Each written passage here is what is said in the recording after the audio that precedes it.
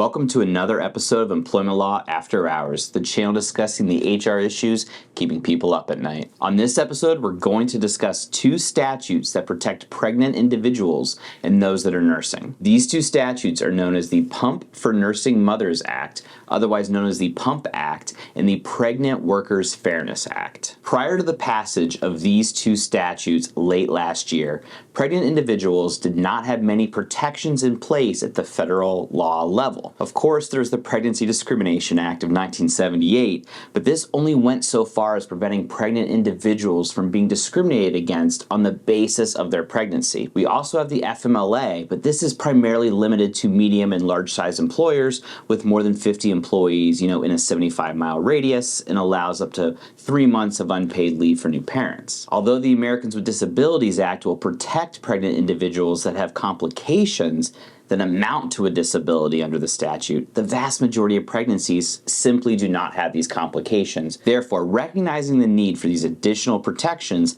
Congress implemented the two statutes that we're discussing here today. First, let's move to the PUMP Act. The PUMP Act went into effect on December 29th, 2022, providing additional protections for employees who need to express breast milk. While pre-existing laws only covered non-exempt workers with available break times, this act now extends protection to all employees. The PUMP Act requires the vast majority of employers to provide a nursing employee with reasonable time to express breast milk in a private location other than a restroom for up to 1 year after the nursing child's birth. This act does not require the private location to be permanent, just that nursing employees have a space shielded from view and free from coworker and public intrusion. Employers are not obligated to compensate an employee during the break time unless 1, an employer is required to do so under another state law, 2, an employee expresses breast milk during an established paid break, or 3, an employee is not completely relieved from their duties during the entirety of the break. For example, if they're required to continue to answer phone calls or emails from that private room during that break period. Employers that have fewer than 50 employees and can demonstrate that providing this time and space would cause an undue hardship may be exempt under the law,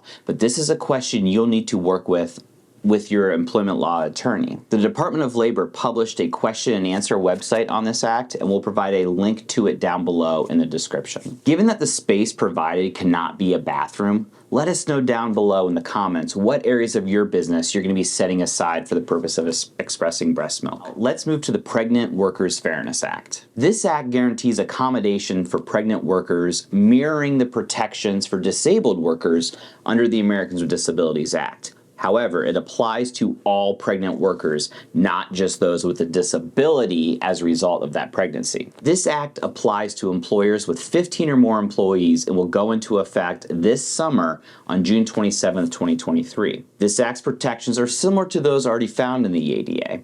For compliance with the Act, an employer needs to engage in an interactive process to provide a reasonable accommodation to employees and applicants who have these known limitations that are associated with the physical or mental condition related to the pregnancy, childbirth, or other medical conditions. Like the ADA, this act uses the term qualified employee, meaning an applicant is able to perform the essential functions of their employment position with or without that reasonable accommodation.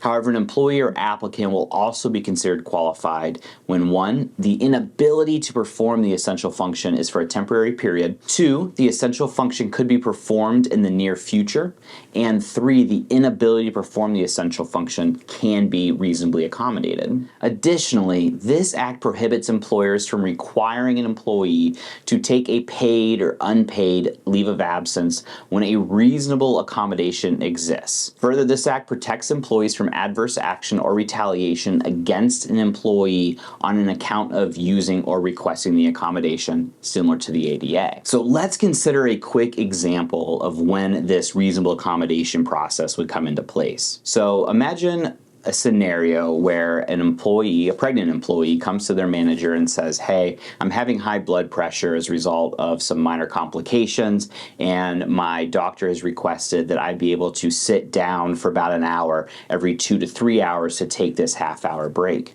As an employer, even though this doesn't rise to the level of a disability under the ADA, you are now going to have to, under this new act, go through this reasonable accommodation process to evaluate whether allowing that employee to sit down for a half hour every couple hours is in fact a reasonable accommodation for their position, or if that would truly place on you an undue hardship to provide that accommodation. And as we all know from the ADA process, we never want to be in a situation where we're solely relying on trying to prove an undue hardship. Let us know down below in the comments what additional protections you would like to see put in place to protect pregnant workers in the workplace. As a result of these two new statutes, we are going to recommend that employers immediately begin reviewing their existing policies, procedures, and handbooks to determine what changes they're going to need to be made to comply with the Pump Act as well as this Pregnancy Fairness in the Workplace Act to ensure reasonable accommodations can be provided to pregnant employees. You're going to need to implement a process for requesting those reasonable accommodations as well as evaluating them on the back end. So let's get going on those now. We've only got a couple months left. Well, that's all I have for you for now for Employment Law After Hours. While you're here, why don't you check out one of the other 2 episodes on your screen now. We'll see you again next time.